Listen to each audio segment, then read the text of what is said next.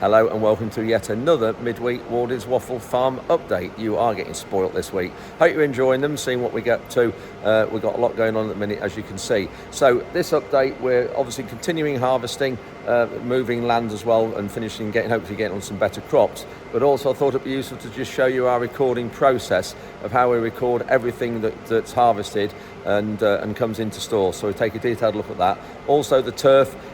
We're having to actually look after this turf, and I've got an ingenious device to keep it alive, which I'll show you, which I hadn't seen anywhere before. So we're looking at that, and also Barry's here last day today, just levelling some soil out and just doing a bit of work for us before he goes off onto another long-term job. So anyway, I think that's all I've got in this intro. Hope you enjoy it. Oh yeah, one more thing.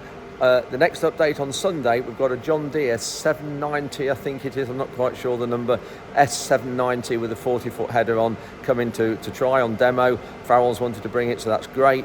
It's also got the machine sync sort of system in it, where it controls the tractor alongside it. So obviously that needs to be John Deere as well. So they're bringing a tractor with the combine, and then the combine somehow controls the tractor as it's emptying it, or the driver of the combine can alter the tractor's direction and everything's speed as well, which is fantastic. So we'll have a look at that on Sunday, so that update will be interesting. Anyway, that's enough from me now. Thanks very much for watching. Let's get into another midweek update. Every load that comes into the sheds comes over the weighbridge here. We sample it, and every single load is recorded for moisture, bushel weight and temperature. You can see there it's recorded on these sheets. We've only got it manual at the minute, so we write down the total weight, tare weight, net weight of the whole thing that's on it. So we've got a field per sheet, so we know that off this field at the Heath we've got 190.84 tonnes. That's great, because this figure is really accurate, obviously, because it's over the weighbridge. The combine wasn't calibrated right. This figure works out at about 8 tonnes a hectare, I think, or just over, whereas the combine weigher said we'd done 7 tonnes a hectare. So Ruben's calibrated it according to this weighbridge, and that's the beauty of having a weighbridge. What we do as well with the samples, each trailer load is sampled, the same as lorry loads are sampled with the sampler that's out here, and it comes into this bucket. And what we do is we take a small sample out of every trailer load, which is this, and it goes into one of these buckets here. So out of every sort of 17, 18 tonnes, whatever's on the load, 16 tonnes, we take one little scoop of this out, put it into here, and then at the end of the field, we end up with half a bucket, which is that, and that's off a 50-acre field. That's taking one of these, and then we mix all that up, mix it all up, so that is a representative sample of that field. And then we take 3 sample bags. I've got 3 bags here, and then any merchants that want any, or we've got a record of every individual field. So that is one sample bag. You see it's got our name on it, it's got the variety cranium and the yard field, so we know that's where that comes from. So that as a representative sample in that bag is a very small amount of grain from every trailer load that's come off that, a 57-acre field, 23-hectare field. So I'll fill these other 2, and then we keep 3 bags for every field, and then we've got a true record of what's gone into the shed at harvest time. So there we go, that's 3 samples out of a 57-acre field, and of course it's all gone into a shed which is just across there, not the one this side, the one just over the other side, top of that roof. It's gone into that shed there, so we're going to put probably 5 or 6 fields will all be in one massive heap, but here we've got representative samples of every individual field we'll have on the farm. Of course, this happens when you pick a bag up and it hasn't stuck properly, and you end up with wheat all over the place. Grr. The grass around the new house has taken well this last week, but now with the weather, biggest job is keeping it supplied with water. So a bit of research and a bit of help from my nephew, and I've got this fantastic sprinkler. Some of you might have seen it, I've never seen one before. It pulls itself along the water pipe, and you lay the water pipe on the route you want it to go, and you can't see it there, but it is moving really, really slowly. Those wheels at the back dig in the turf and are moving it. The front wheel hugs the water pipe, and then they've got a stop there that it raises up and it switches itself off with a little plunger underneath. Really clever how it works. Nala's enjoying it. So it's actually working really well here, and just giving it a good water. And you can see back, if I just come back over here. So we started off it right up. It started up here, and then it's pulled itself down the grass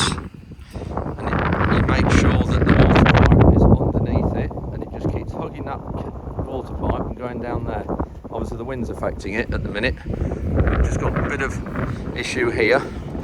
It's drying out a lot, and I spoke to Simon, he thinks it's heat stress, so I just need to put some more water on this area. Hopefully we can save it. And Barry is just through here. Apologise for the wind, I've got my microphone with me. And this is the old menage area. For those of you who've been watching these videos a while. So we pulled all the menage up, sold all the riding surface, and then used the stone. And Barry's been levelling it out. We've subsoiled it. Got a lot of soil here from the house, from the turf around there that we've brought in. Barry's doing a cracking job here levelling it out. So the idea is here we'll work this, get it ready, and then we'll sow it with grass seed in September, and then keep off it. When you look at it, you can't believe how big a riding arena we had.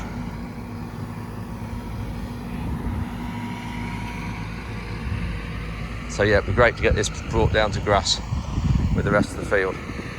We've got down on the heavier ground now where the crops should be better. We've done probably in the region of 150 acres up to now, so we're getting on well.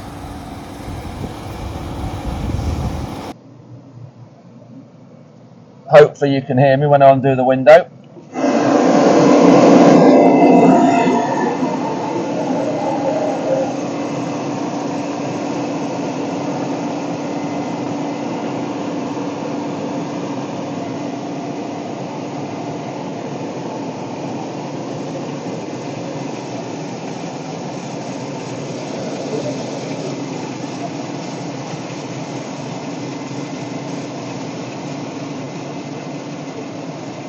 See here a little bit of flat wheat here.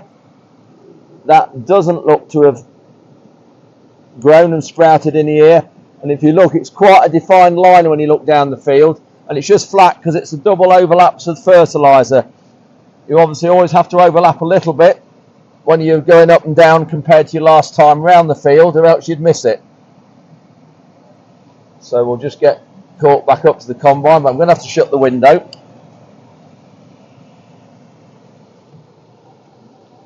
Just someone asked me in the comments on the video last night about straw. We always chop our straw, apart from when forage aid, when there's a requirement for forage aid for the charity that I help run. When there's a requirement for straw and there's going to be a shortage for livestock, so we always bale the straw. Chop the straw and incorporate it. Main reason is blackgrass, because I don't want balers bringing blackgrass in, because it's a real known source of a contamination, bringing blackgrass in off other farms. So we don't want that. Let's just open the window. And the other reason is organic matter. There's a lot of organic matter in straw, and we don't want to lose that, because you can't buy organic matter in a bag. You can't get it from anywhere apart from straw or animal byproducts. So with the straw that we chop and put in and the surge sludge, that's where we improve our soil organic matter.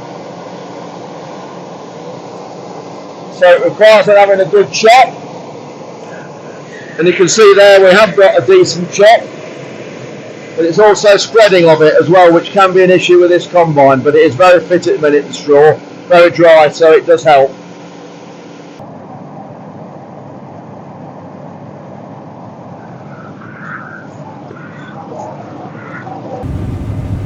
With Ruben in the cab, just taking the breed up and opening the land out. It's always easy with the trailers if you do this. And that's the field view screen. See, top left is the yield at the moment, spot yield. We've got moistures, which is accurate, and then total tonnage off the field, 48 there. Our time in the field, various things that Ruben's put in. And the colours there, going up and down, you can see it's moving to denote the yield. Set the key on the right where it's all reds and greens, blues and yellows. And then that screen is the combine screen, and that's the red line's the one we're on at the minute, so that's how Ruben knows where to drive down and which line to get on, and the combine just drives down it when it presses the auto button. There are the losses. So the one on the bottom, you can see it, the funnel, inverted funnel, going up and down, that's rotor losses. The middle one's the sieve losses. And then the next one is the returns, because all combines send stuff around again to be rethrashed if they haven't been done properly first time. Speed.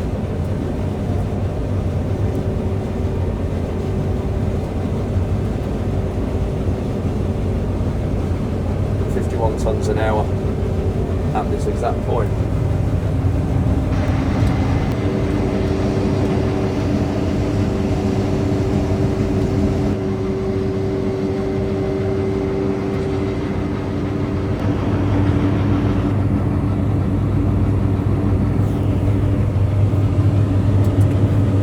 See the grate going down.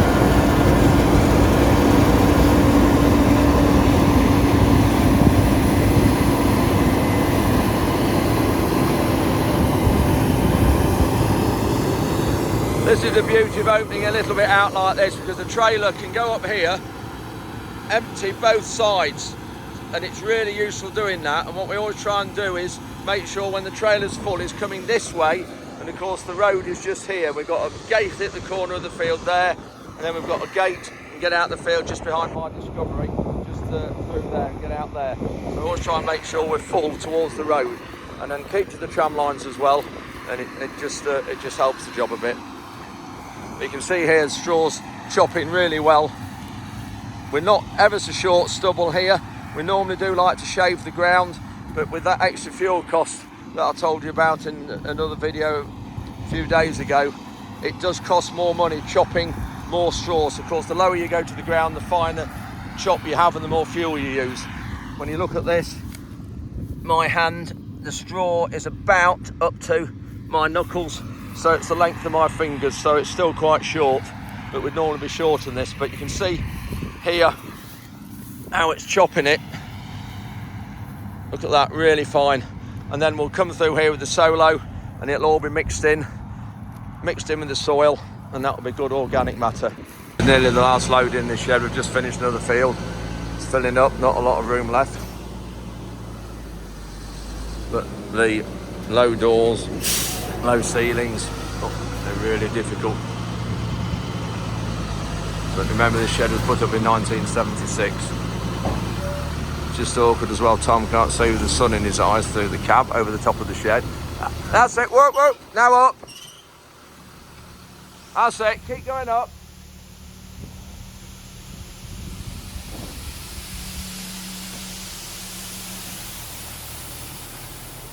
That's it, lovely. One more load to come in here and that's it for the fields, and I think that'll be enough for this shed. Not sure what tonnage in there.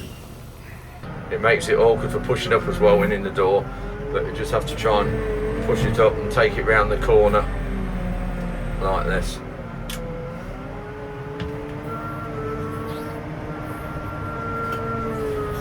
We do have some boards to go across the front when we want to hold more, but we won't need that, I don't think, this time. Or we'll try not to, because of pain in the backside here. So the window's just not very clean. Take that across that side like that. We've just got one more load to come in here, and then that'll be it. Another field finished, so I'm just going to take the blade off and then head up to the field where Ruben's cutting, and pick up the combine trailer, put the header on it and bring it back to the yard, back to the main farm here. We're going to do a field, if not two, down here tonight, and we'll be tipping into the bigger shed, which will be great. This has got hydraulic locking pins. If you look there, you'll see that disengage, that's come out. Just put it back in again there, that's locked it on, that's taken the pins out, which is handy. So I'll just drop this off, drop that down there, take that hook out. Every forklift's got a different way of fastening on. There we go, that's the Manitou arrangement. Tom's just escorted Ruben back with the combine, and I'm now trying to get out and go and pick the header up. And you can just see Friday afternoon on this A17, it is just full. Here we go, all waiting for me to put it on.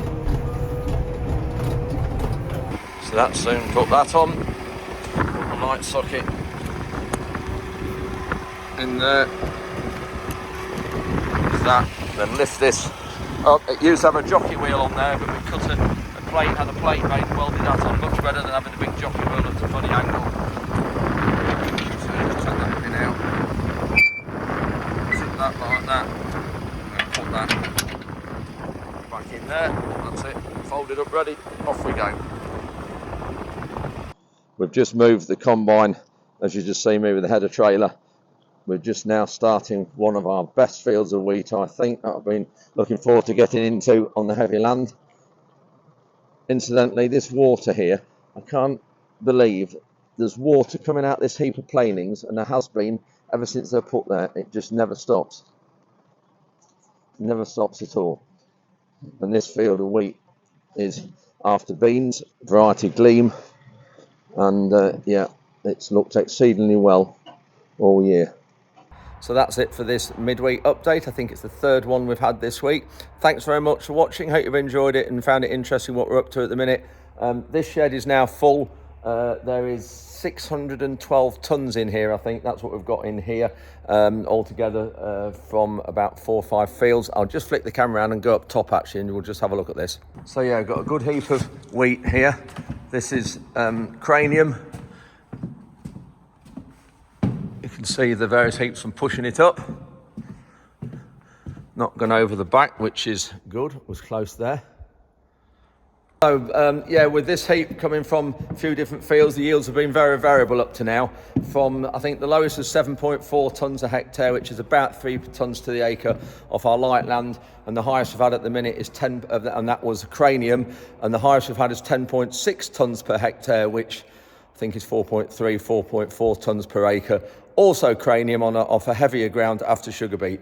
So that's the variation we're in at the minute. Hopefully we'll be on to some better stuff as we get into the heavy ground. Anyway, that's it for now until I think Sunday's update where we're looking at the John Deere. So thank you very much for watching. Hope you found it interesting, and we'll see you next time.